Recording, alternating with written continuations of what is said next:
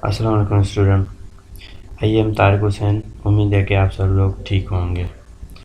General chemistry के अंदर कल वाले लेक्चर में हमने laws of chemical combination complete किए थे, उसमें पढ़ा था। ठीक है, आज हमने एक नया टॉपिक शुरू किया है, वो है केमिकल बॉन्डिंग। ये हमने पहले पढ़ा था। हमने इसके अंदर जो है ना हाफ चीज़ें पढ़ी थी, कुछ चीज़ें नहीं पढ़ी थी। ठीक है, हमने इसके अंदर टाइप्स ऑफ बॉन्ड पढ़े थे कि जो बॉन्डिंग होती है वो दो किस्म की होती है, कोवेलेंट होती है और आयोनिक होती है। ठीक है, इसको हमने डिस्कस किया था और इसकी जो प्रॉपर्टीज़ थी वो भी हमने डिस्कस की थी। ठीक है, उसके बाद कोवेलेंट बॉन्डिंग पढ़ी थी और उन दोनों में डिफरेंस क्या है, किस चीज़ का डिफरेंस आता है वो पढ़ा था। उसकी समरी जो होती है वो हमने डिस्कस की थी।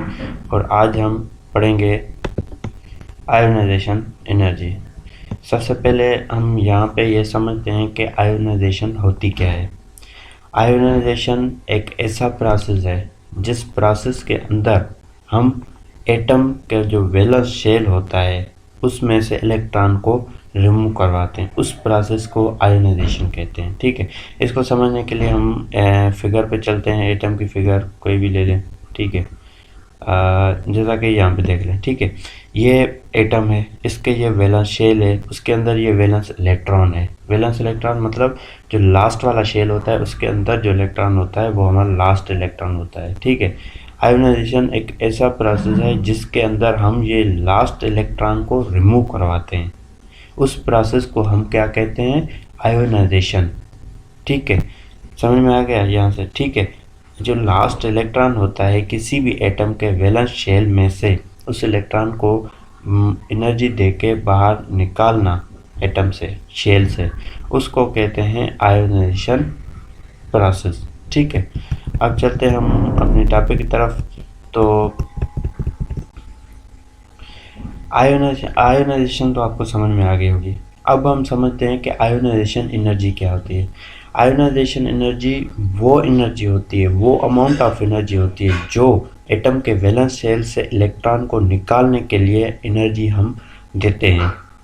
ठीक है, क्योंकि वैलेंस शेल में से इलेक्ट्रॉन को निकालने के लिए हम उनको क्या करते हैं, एनर्जी देते हैं एक्स्ट्रा।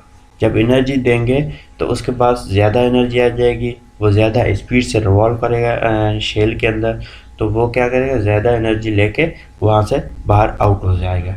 ठीक है, तो आयोनाइजेशन समझ में आ गई। आयोनाइजेशन क्या होती है, आयोनाइजेशन एनर्जी वो एनर्जी होती है जो वैलेंस शेल में से, एटम में से हम इलेक्ट्रॉन को निकालने के लिए जितनी एनर्जी देते हैं। ठीक है, हर एटम की जो इलेक्ट्रॉन है, इलेक्ट्रॉन को बाहर निकालने के लिए, आयोनाइजेशन करने के लिए जो अमाउंट ऑफ एनर्जी होती है वो डिफरेंट होती है, हर एटम की डिफरेंट होती है। वो किन चीज़ों पे डिपेंड करती है वो हम आगे पढ़ेंगे बारी बार। ठीक है, आपको समझ आए, इजी टॉपिक है, कोई मुश्किल नहीं है।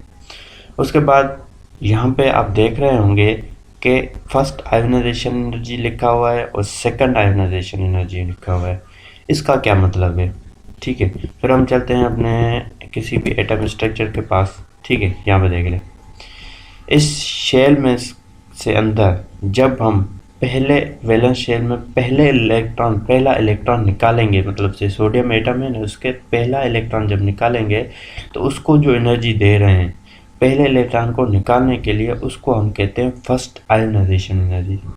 पहला इलेक्ट्रॉन निकल गया, उसके बाद इसी सेम एटम का जब दूसरा इलेक्ट्रॉन हम यहाँ से रिमूव करवाएंगे तो उस एनर्जी को कहेंगे, उस आयोनाइजेशन को कहेंगे सेकंड आयोनाइजेशन एनर्जी। ठीक है, जब किसी भी ये सोडियम एटम है, ठीक है, इसमें से जब पहला इलेक्ट्रॉन जो होगा, फर्स्ट इलेक्ट्रॉन उसके शेल में से वो निकालेंगे तो जब फर्स्ट आयोनाइजेशन एनर्जी हो जाएगी। और इसी एटम का सेकंड इलेक्ट्रॉन जब निकालेंगे तो ये सेकंड आयोनाइजेशन एनर्जी। अब कोई भी सा एलिमेंट ले सकते हैं, जैसे यहाँ पे क्लोरीन है, क्लोरीन का फर्स्ट इलेक्ट्रॉन निकाल लिया तो इसकी फर्स्ट आयोनाइजेशन एनर्जी होगी, जितनी एनर्जी दी होगी उस वक्त पहले इलेक्ट्रॉन को निकालने के लिए। उसके बाद उसी क्लोरीन का जब सेकंड इलेक्ट्रॉन निकालेंगे तो वो हो जाएगी सेकंड आयोनाइजेशन एनर्जी। ठीक है, समझ में आ गया। तो चलते हैं अपनी टॉपिक। हाँ, यहाँ पे देख लें कि जब फर्स्ट आयोनाइजेशन एनर्जी क्या होता है। Amount of energy required to remove the most loosely bonded electron from an isolated gaseous atom to form in cation. उसको केटाइन बनाते हैं, उसको पॉजिटिव चार्ज आयन बनाते हैं। मैंने आप लोगों को पहले बताया था, जब इलेक्ट्रॉन निकलता है किसी भी एटम के अंदर, इलेक्ट्रॉन निकल जाता है तो उसके पास प्रोटॉन ज़्यादा आ जाएंगे, हो जाएंगे, इलेक्ट्रॉन निकल गया। प्रोटॉन जब ज़्यादा हो जाएंगे तो ओवरऑल उस एटम के ऊपर जो चार्ज आ जाएगी, पॉजिटिव चार्ज आ गई, उसको हम केटाइन कहते हैं। ठीक है, यहाँ पे देख रहे हैं एल्यूमिनियम हमने लिया है गैस फॉर्म में। ठीक है, इसमें से हमने इलेक्ट्रॉन निकाला, फर्स्ट इलेक्ट्रॉन देख लें यहाँ पे, ये निकल गया तो एल्यूमिनियम क्या आ जाएगा, पॉजिटिव चार्ज हो जाएगा गैसेस फॉर्म। अब इस इलेक्ट्रॉन को निकालने के लिए हमने जितनी एनर्जी दी है वो लिखा हुआ है L1 फर्स्ट, जिसको फर्स्ट आयोनाइजेशन एनर्जी कहते हैं। वो होती है 580 kg पर मोल। kg का मतलब होता है किलो जूल पर मोल, इसका यूनिट है। ठीक है, इसको जो एनर्जी को हम kg पर मोल में मायर करते हैं। उसके बाद सेकंड आयोनाइजेशन एनर्जी इसी तरह Al एल्यूमिनियम का गैसेस फॉर्म में जब दूसरा इलेक्ट्रॉन निकालेंगे उसी एलिमेंट का, तो वो जो हमारी सेकंड आयोनाइजेशन एनर्जी हो जाएगी। यहाँ पे देखिए हमने आयन को ले लिया, इसका एक इलेक्ट्रॉन और निकाल लिया तो उसके ऊपर चार्ज +2 आ जाएगा फिर। ठीक है, और इसको सेकंड इलेक्ट्रॉन को निकालने के लिए हमारे ने जो एनर्जी दी थी वो क्या थी, 1850 किलो जूल पर मोल थी। ठीक है, ये एनर्जी आप देख रहे होंगे, जब पहला इलेक्ट्रॉन हमने यहाँ से रिमूव किया था तो ये एनर्जी कम थी, जब दूसरा इलेक्ट्रॉन रिमूव किया तो ये एनर्जी ज़्यादा हो गई। ये कैसे? ठीक है, हम चलते हैं किसी एटम के पास। ठीक है, यहाँ पे देख लें इसको, एटम का न्यूक्लियस होता है यहाँ पे। ठीक है, ये इलेक्ट्रॉन न्यूक्लियस से जितना इलेक्ट्रॉन वैलेंस शेल दूर होगा, मतलब यहाँ पे पॉजिटिव चार्ज होती है न्यूक्लियस में, वो इलेक्ट्रॉन को नेगेटिव चार्ज होती है, उसको अट्रैक्ट कर रहा होता है अपनी तरफ। अब यहाँ पे समझने वाली बात ये है कि जो करीब वाले इसके आसपास के इलेक्ट्रॉन होंगे उसको तो वो ज़्यादा अट्रैक्शन होगी, जाहिर सी बात है। वो जितना जितना दूर मतलब जाते जाएंगे तो उसकी जो अट्रैक्शन फोर्स है न्यूक्लियस की, वो क्या हो जाएगी, वो हमारी कम होती जाएगी। ठीक है, अब ये जो पहला शेल है इसमें इलेक्ट्रॉन होंगे, इस पे न्यूक्लियस का फोर्स ज़्यादा होगा, दूसरे पे कम होगा, तीसरे पे और कम होगा।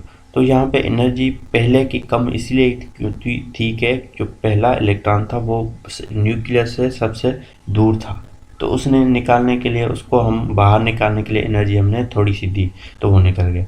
दूसरा इलेक्ट्रॉन जो प्रोटॉन या न्यूक्लियस के करीब है तो न्यूक्लियस की अट्रैक्शन फोर्स उस पर ज़्यादा होगी। ठीक है, अट्रैक्शन फोर्स ज़्यादा होगी तो उसको निकालने के लिए हमें एनर्जी भी ज़्यादा देनी होगी। जब उसके थर्ड आयोनाइजेशन एनर्जी देखेंगे तो वो सेकंड से भी ज़्यादा होगी। क्यों? कि जो थर्ड इलेक्ट्रॉन होगा उस पर न्यूक्लियस का फोर्स और भी ज़्यादा हो जाएगा। ठीक है, समझ में आ रहा है ये बात?